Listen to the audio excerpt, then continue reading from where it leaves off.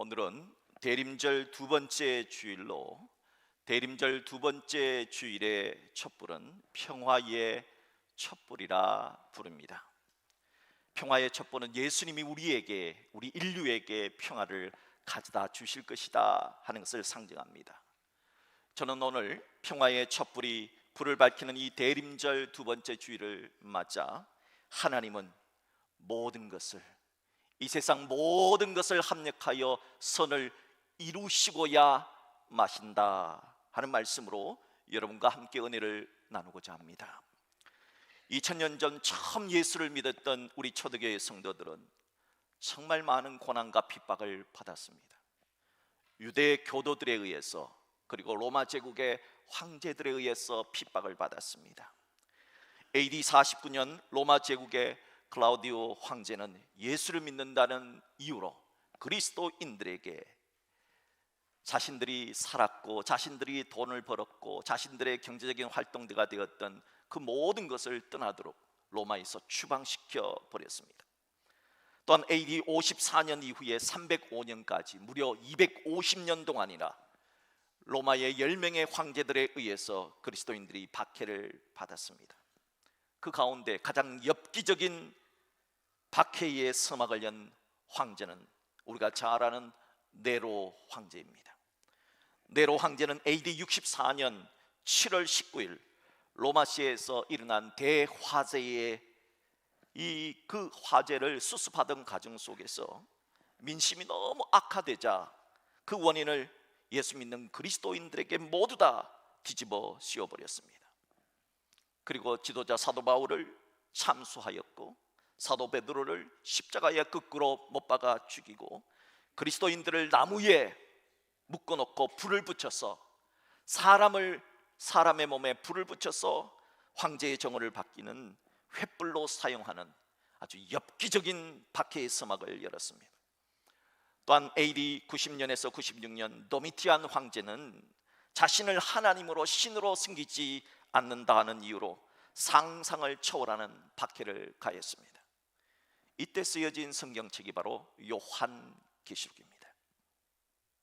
도미티안 황제 이후에도 수백 년 동안이나 계속된 황제 숭배의 강요로 인해서 크리스찬들은 모진 박해, 고난, 그리고 순교하는 일이 다반사였습니다.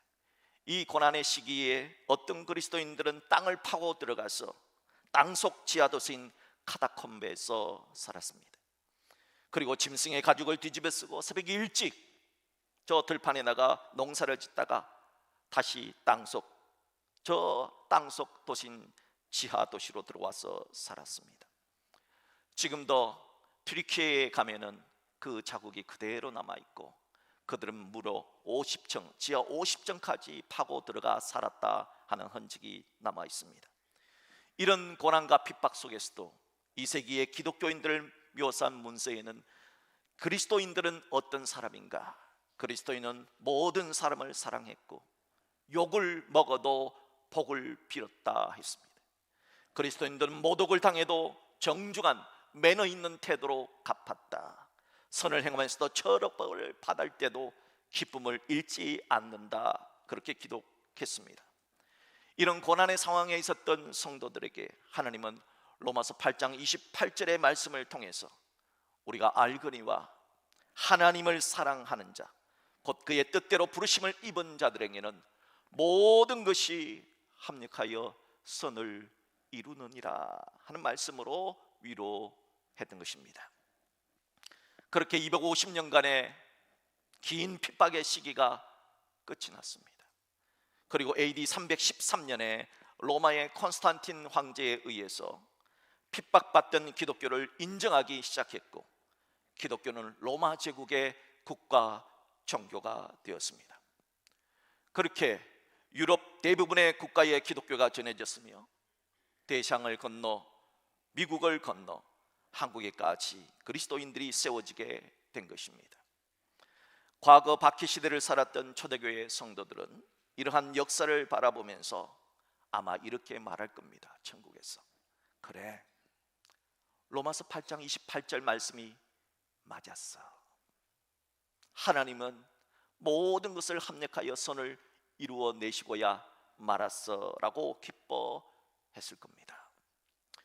그러므로 그리스도인은 지금 당하고 있는 고난만을 바라보며 너무 슬퍼하지 말아야 됩니다.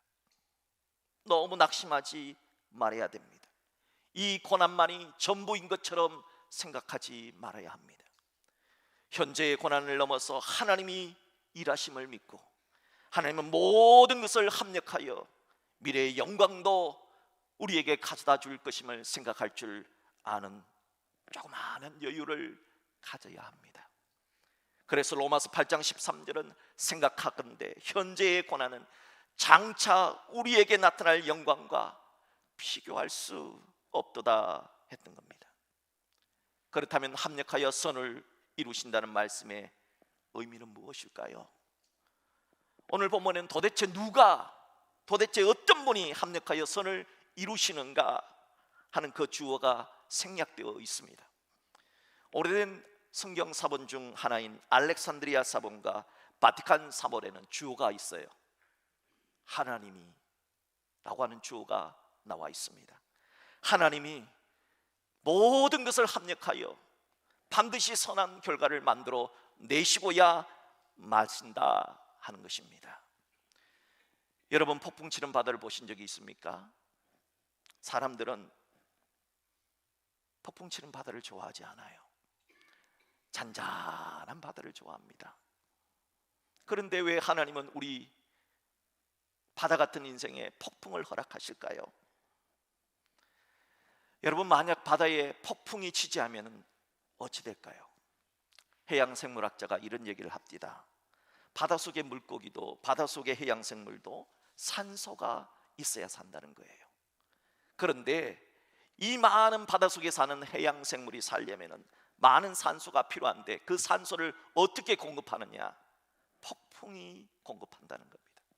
폭풍이 일어나서 이 파도가 바닷물을 전체 한번 뒤집어 버려야지 많은 산소가 공급이 된다는 겁니다. 그러므로 여러분, 작은 파도가 일어날 때는 해양생물들에게 산소가 조금 필요한 것이고, 큰 파도, 큰 폭풍이 일어날 때는 이 해양생물에게 많은 산소가 필요한 것이구나 하는 것을 깨달을 수 있다는 겁니다. 모든 것을 합력하여 선을 이루시는 하나님은 우리 삶에서 일어나는 좋은 점, 나쁜 점, 또 성공, 실패, 건강, 때로는 병드는 것, 심지어 죽음까지도 이 모든 것도 다 합하여 하나님의 사람으로 우리를 만들어 가신다는 겁니다. 왜냐하면 에베소서 1장 4절과 5절의 말씀을 보세요. 곧 창세전에 하나님이 이 세상을 창조하기도 전에 그리스도 안에서 우리를 택하셨다는 겁니다. 우리로 사랑 안에서 그 앞에 거룩하고 흠이 없게 하나님이 그렇게 만드시려고 그 기쁘신 뜻대로 우리를 예정하사 예수 그리스도 말미암아 자기들의 아들, 하나님의 아들 되고 딸 되게 하시려고 우리에게 하나님은 때로는 기쁨도 슬픔도, 때로는 건강도 병드는 것도, 때로는 성공도 실패도 합하여서 마치 우리 인생을 비빔밥처럼 비벼서 우리를 하나님의 아들답게 딸답게 만들어 가시는 중이다 하는 겁니다. 이 놀라운 진리를 알게 된 사도 바울은 그래서 나는 사도 중에 가장 작은 자라, 나는 하나님의 교회를 박해하였으므로. 본래 이 사도 바울은 사람을 핍박했던 사람, 예수 믿는 사람 잡아다가 감옥에 갇혔던 못된 핍박자, 박해자였습니다. 그런 사람이기 때문에 나는 사도라 칭함받기를 감당하지 못할 자라고 얘기했습니다. 하지만 이런 박해자가 예수 그리스도의 복음을 전하는 사도가 된 것은, 그러나 내가 나 된 것은 하나님의 은혜로 된 것이다 하면서 박해자가 선교사가 된 것은 하나님의 은혜라라고 고백을 했던 겁니다. 이와 같은 하나님의 사랑을 칼 바르트라는 신학자는 하나님의 창조적인 사랑이라 말했습니다. 사람들은 대부분 하나님은, 사랑은 이런 거라는 거예요. 다른 사람이 나에게 이렇게 해주기를 바란 대로 해주는 거, 나를 알아주기를 바라는 거, 나를 대접해 주기를 바라는 거, 이게 사랑으로 생각합니다. 그러나 하나님의 사랑은 그렇지 않습니다. 하나님의 사랑은 때로는 적극적으로 나를 인생의 몽둥이로 때리시고 인생의 채찍으로 때려서라도 나를 변화시켜서라도 하나님의 자녀로 만들어 가시는 사랑이다 하는 겁니다. 그러니까 하나님은 저 하늘에서 팔짱만 끼시고 인간들을 바라보면서 너희들끼리 한번 잘해봐라 하며 구경만 하시는 구경꾼이 아닙니다. 하나님은 우리 주변의 모든 상황들을 선용하셔서 마침내 하나님의 아들답게 딸답게 만들어 가시는 창조적인 사랑. 사람들은 좋은 것만 해주면 사랑이라 그러지만 하나님은 때로는 매섭게 우리에게 인생의 몽둥이로 채찍으로 치시는 거, 이렇게까지 해서라도 우리를 하나님의 사람답게 만들어 가신다 하는 겁니다. 언젠가 조선일보에 이런 기사가 실렸습니다. 미국 캘리포니아 롱비치에 사는 신실한 크리스찬 부부인 조 바나바 씨와 크리스탄 안 씨는 결혼해서 두 아들을 뒀습니다. 그리고 셋째 아이를 입양했으면 좋겠다 하는 뜻을 모았습니다. 아내를 사랑했던 남편은 이왕이면 아내와 같은 한국 딸을 입양하자 제안을 했습니다. 그리고 3년을 기다린 끝에 한국 여자 아기를 입양했습니다. 그런데 문제가 생긴 겁니다.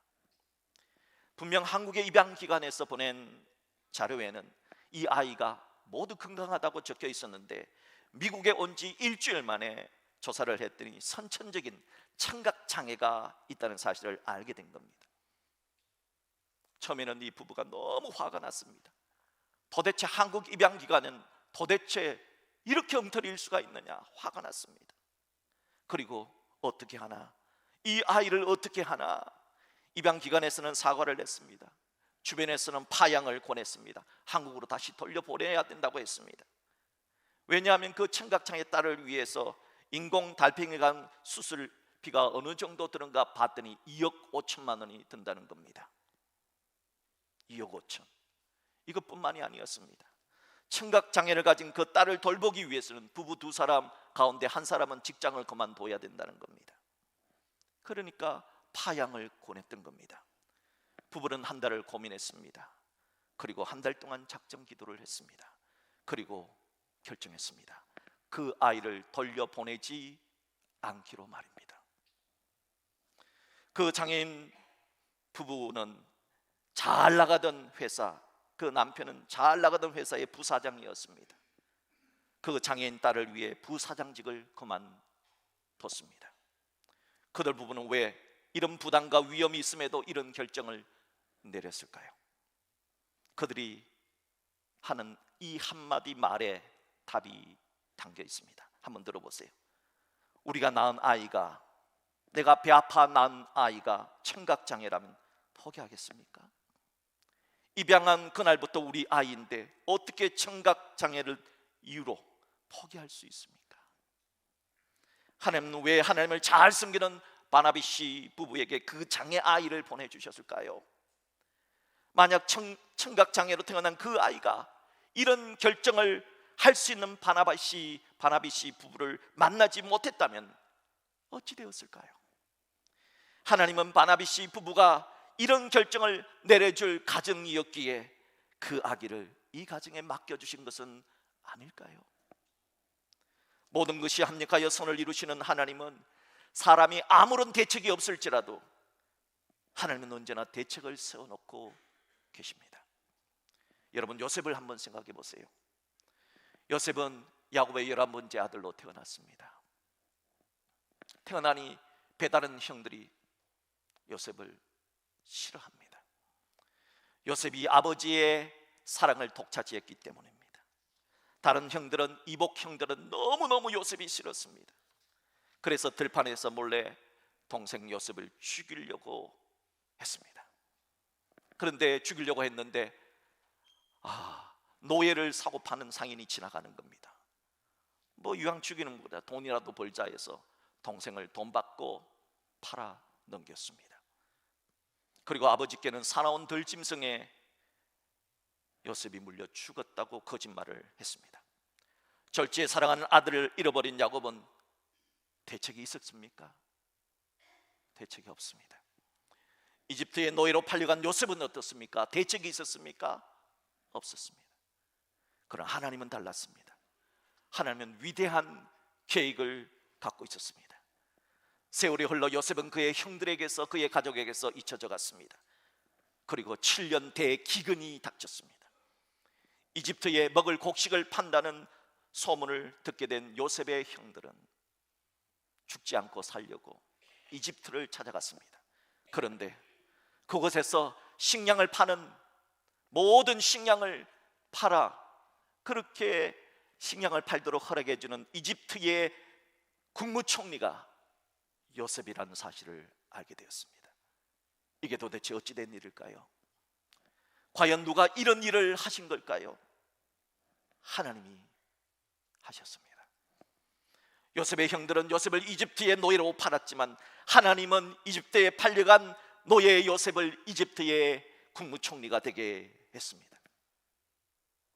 왜입니까? 그렇게 해서 예수님의 조상이 될 야곱과 그의 형제들을 7년 대기근에서 살려내시기 위해서입니다.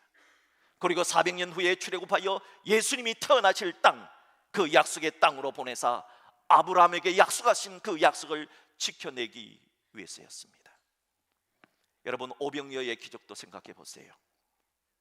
예수님께서 베세다 들판에서 말씀을 전가하셨을 때 5,000명 이상이 되는 사람들이 말씀을 들었습니다.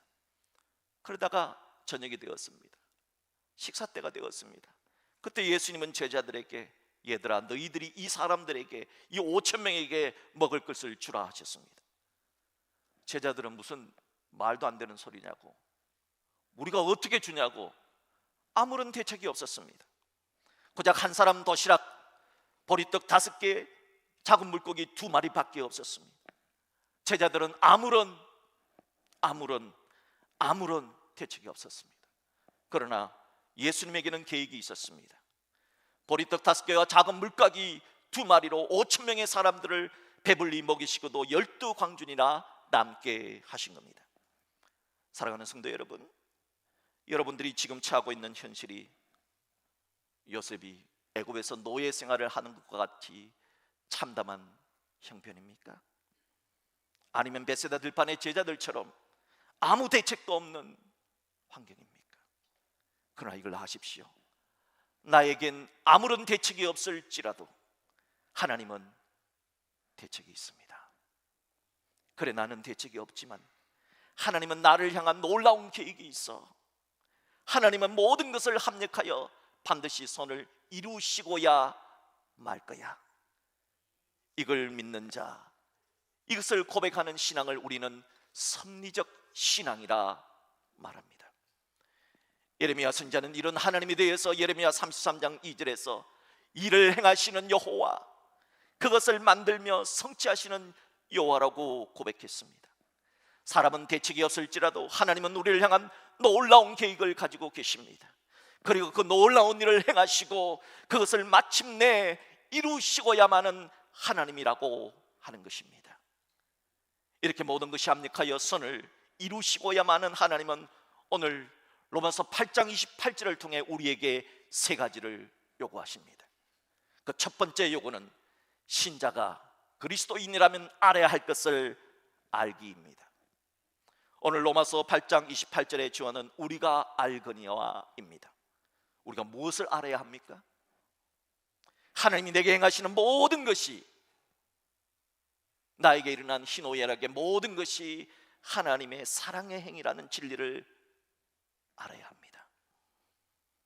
때는 우리가 왜 병이 드는지, 때는 왜 우리가 실패해야 하는지 우리는 몰라요.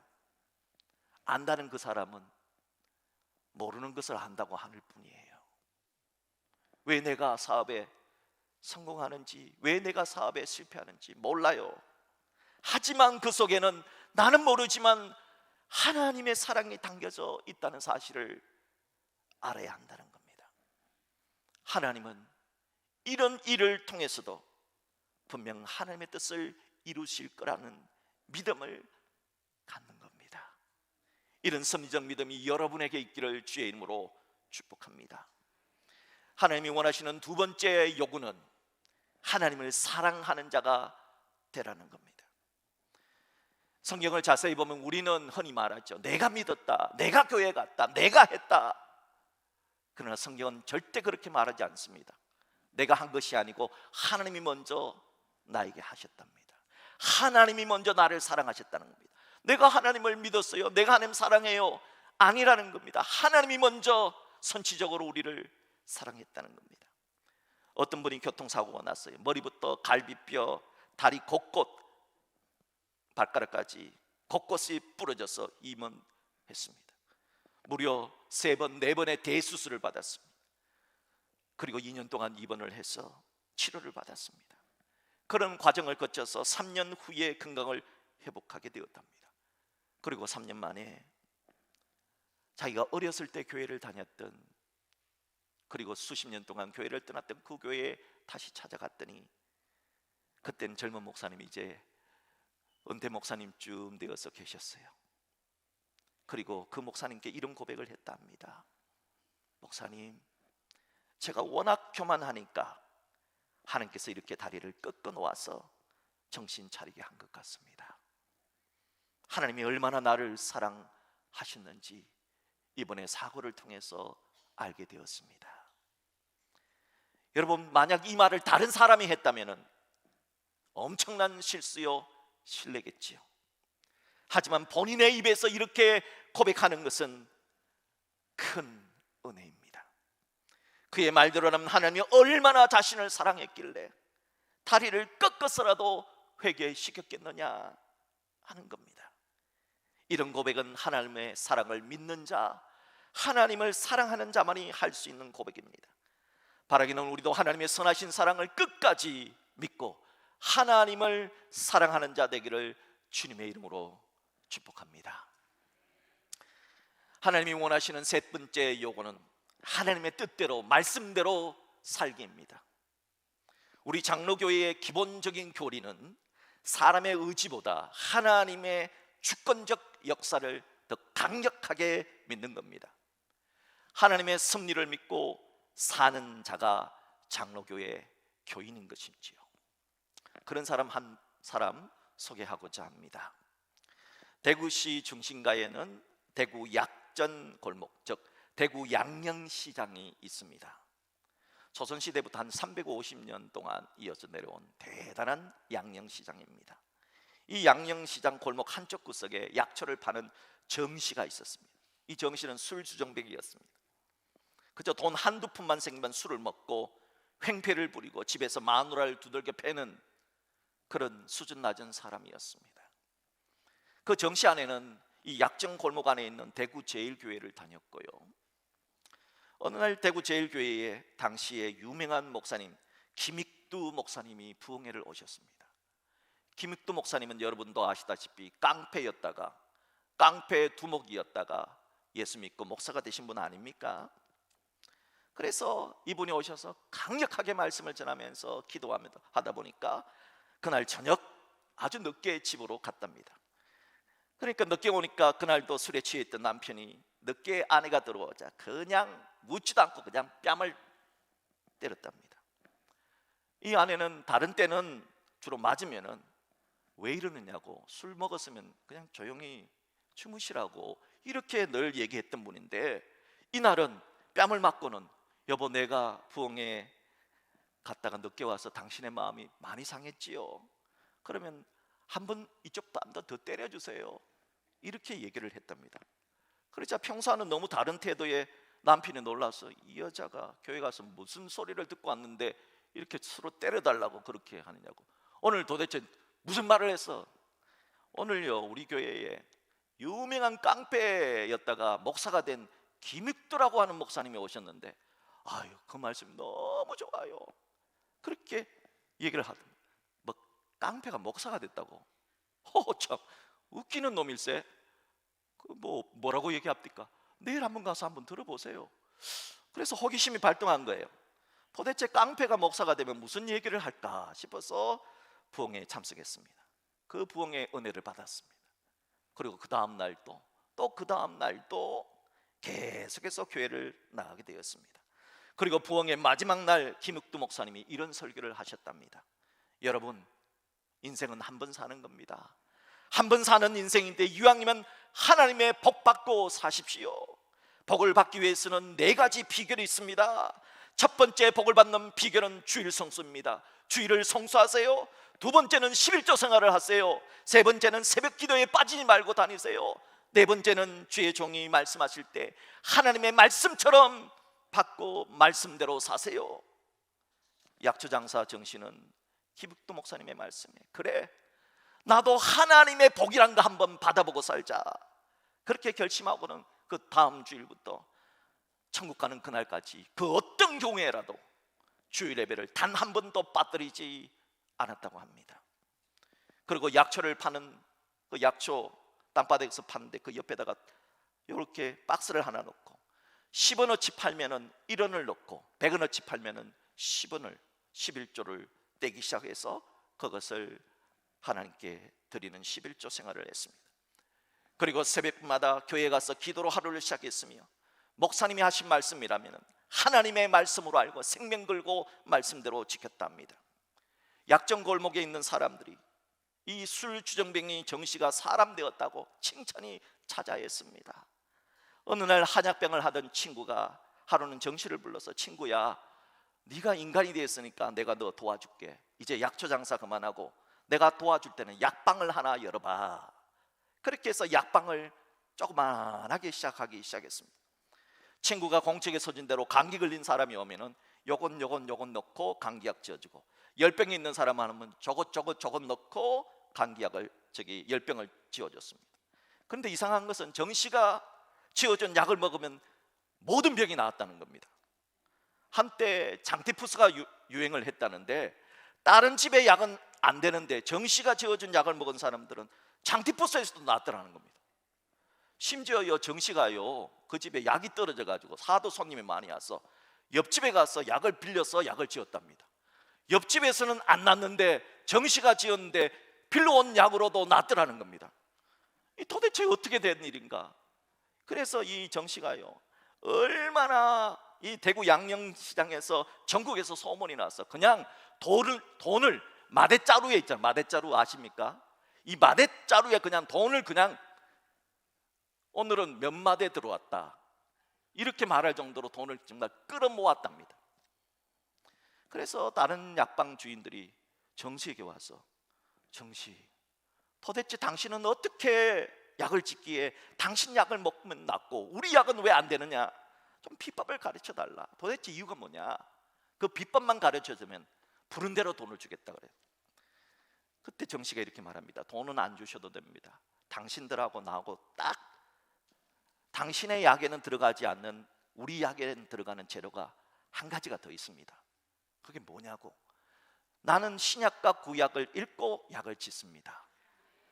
그리고 나는 이 약을 지을 때 반드시 기도를 합니다.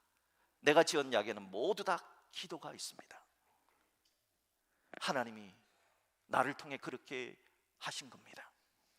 그 후에 정씨는 시간이 흘러서 교회 장로가 되었습니다.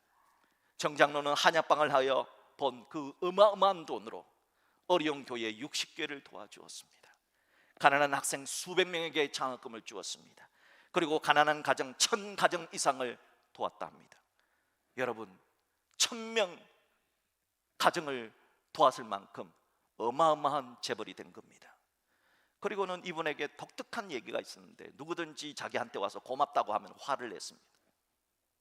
나는 저쪽 땅바닥에서 풀장사하는 정씨다. 오늘 이 복은 하나님이 주신 것이다. 왜 나한테 와서 고맙다고 그러냐? 나한테 고맙다고 하지 마. 하나님께 고맙다고 해. 라고 혼찌금을 냈다고 합니다. 정 장로가 주일학교 부장을 했는데 그 가운데 가난한 똑똑한 학생이 한 명이 있었답니다. 그래서 자기 아들처럼 장학금을 주면서 공부를 시켜서 자기가 뭘 했으면 좋겠냐고 물었을 때, 나는 네가 신학교 가서 목사가 되었으면 좋겠다 해서 신학교 가서 목사를 만들었어요. 그리고 어린 그 목사님을 이 정 장로님이 섬기고 있는 교회의 담임 목사님으로 청빙을 했습니다.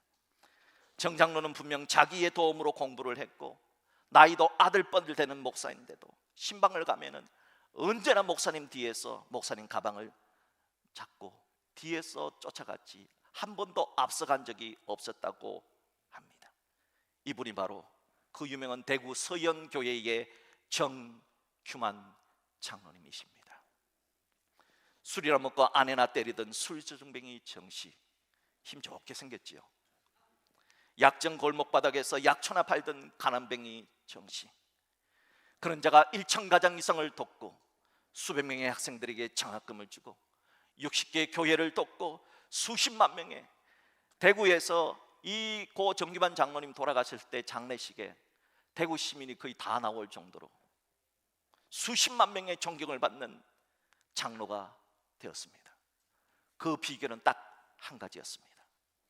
호기심으로 참석한 부흥에서 주의 종을 통해 주신 말씀대로 한 것밖에 없다.